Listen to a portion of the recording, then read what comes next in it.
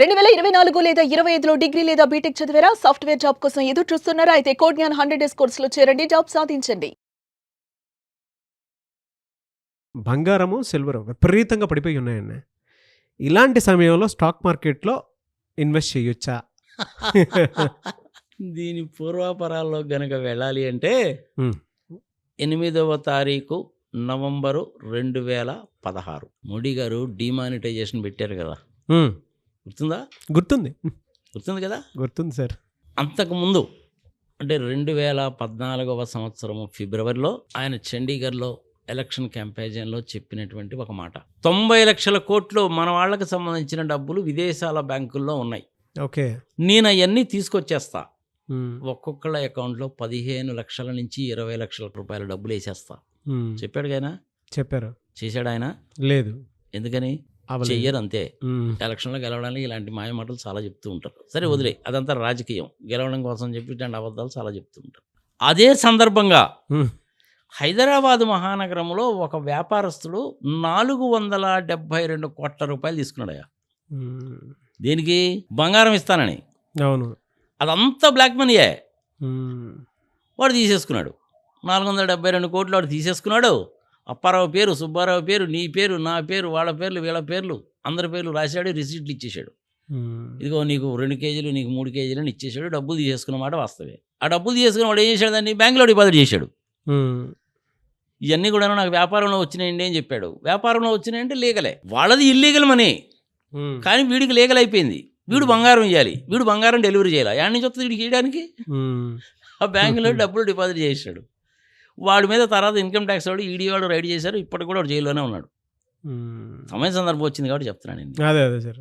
ఇది కూడా ప్రజలు తెలుసుకోవాలి. ప్రజలు మర్చిపోయి ఉంటారు చాలా రోజుల కింద. హ్మ్. సో మోడీ గారు చెప్పినటువంటి విదేశాల్లో నుంచి డబ్బులు వచ్చింది లేదు, గంగానదిలో నోట్లు కొట్టుకుపోయింది లేదు, తగలబెట్టింది లేదు, ఆ బ్లాక్ మనీ మొత్తం కూడా వైట్ మనీ అయిపోయింది. నీకు ఇట్లాంటి ఎగ్జాంపుల్స్ కావాలంటే చాలా చెప్పగలను నేను. మా ఊళ్ళో ఒక ముసలామ పాప, ఆమెకి 75 ఏళ్ళు ఉంటాయి. సమయ సందర్భం వచ్చింది కాబట్టి చెప్తున్నా. హ్మ్. ఆమె పేరు మీద అకౌంట్ ఓపెన్ చేశారాయా. అకౌంట్ ఓపెన్ చేసి 68 లక్షలు డిపాజిట్ చేశారాయా దాంట్లో. ఆ! 68 లక్షలు. ఆమె పాపం ఏంది, పత్తి చేలలో పత్తెన్ను మిరపకాయలు కోయడానికి కూలికి పోయా ఆమె.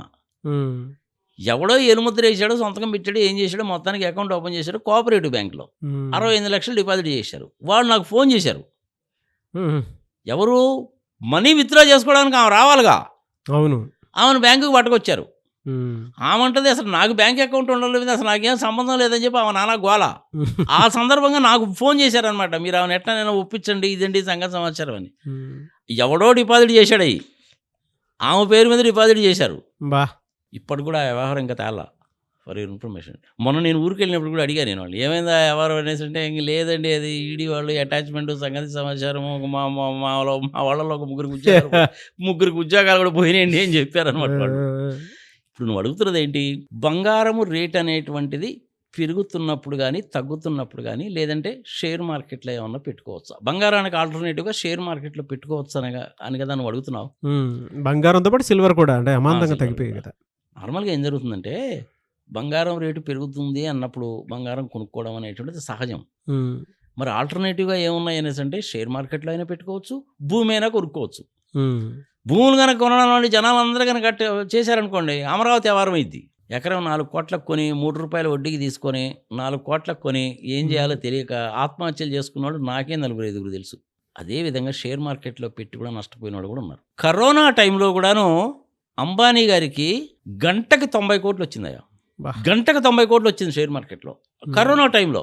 అందుకని బంగారం రేటు తగ్గుతుంది కాబట్టి షేర్ మార్కెట్లో పెడదాము, షేర్ మార్కెట్ పెరుగుతుంది కాబట్టి బంగారాన్ని వదిలేసి షేర్ మార్కెట్ పెడదామని చెప్పి ఎప్పుడూ అనుకోబాకండి మీరు. హ్మ్. బంగారం అనేటువంటిది గ్యాంబ్లింగ్ వ్యవహారము, షేర్ మార్కెట్ కూడా అలాగే గ్యాంబ్లింగ్ వ్యవహారం. మన బడ్జెట్ రాగానే 1000 పాయింట్స్ తగ్గిపోయిందిగా. అదే సార్, అంటే అకస్మాత్తుగా పడిపోవటం చూసాం. మాఫియాలు అయ్యాయి అన్నీ. ఇంటర్నల్ ట్రేడింగ్, అది ఇన్సైడ్ ట్రేడింగ్ అంటారు దాన్ని. అలాగే జరుగుతుంది అది. అందుకని దాని గురించి మనం పెద్దగా వర్రీ కావాల్సిన పని ఏం లేదు. నేను మీకు ఏం చెప్తానంటే, సిల్వర్లో ఇన్వెస్ట్ చేయొచ్చు సార్, అంటే సిల్వర్ని షేర్ మార్కెట్. సిల్వర్ అయినా బంగారం అయినా ఏదైనా ఒకటే. సిల్వర్ అయినా బంగారం అయినా షేర్స్ అయినా ఈ 3 కూడా ఒకే రకంగా ఉంటాయి. వీటన్నిటికంటే బెస్ట్ ఇన్వెస్ట్మెంట్ ఏదంటే భూమి మీద పెట్టుకో. గవర్నమెంట్ బాండ్స్ కొనుక్కో, బెస్ట్. గోల్డ్ బాండ్స్ కొనుక్కో, బెస్ట్. ఫిక్స్డ్ డిపాజిట్లో పెట్టుకో, బెస్ట్. అంతేగాని దాంట్లో ఇటు అటు కళ్ళు తాగిన కోతిలో కుప్పి గంతులు మటుకు ఇవ్వకండి. ఉమ్, 98 మంది ప్రజలు నష్టపోతారు. ఇద్దరే బెనిఫిట్ పొందుతారు. అది కూడా ఎవరు? అంబానీ, అదానీ లాంటి వాళ్ళే బెనిఫిట్ పొందుతారు. అంటే లక్షల్లో అంటే దాంతో పాటు 10 లక్షల ఇన్సైడర్ ట్రేడింగ్ షేర్లు, 20 చేసేవాళ్ళు. లక్షల షేర్లు కొనేటువంటి వాళ్ళు ఎవరైతే ఉన్నారో వాళ్ళు లాభపడతారు.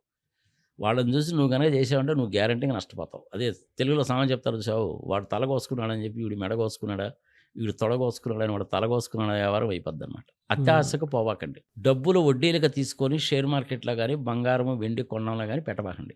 గ్యారంటీగా మీరు నష్టపోతారు. అత్యాశకు మీరు ఎప్పుడు పోవాకండి.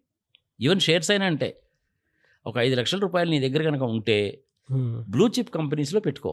నీకు డివిడెంట్ వస్తుంది, రైట్ ఇష్యూస్ వస్తాయి, బోనస్ షేర్స్ వస్తాయి. ఆ షేర్ ప్రైస్ కూడా పెరుగుతుంటుంది.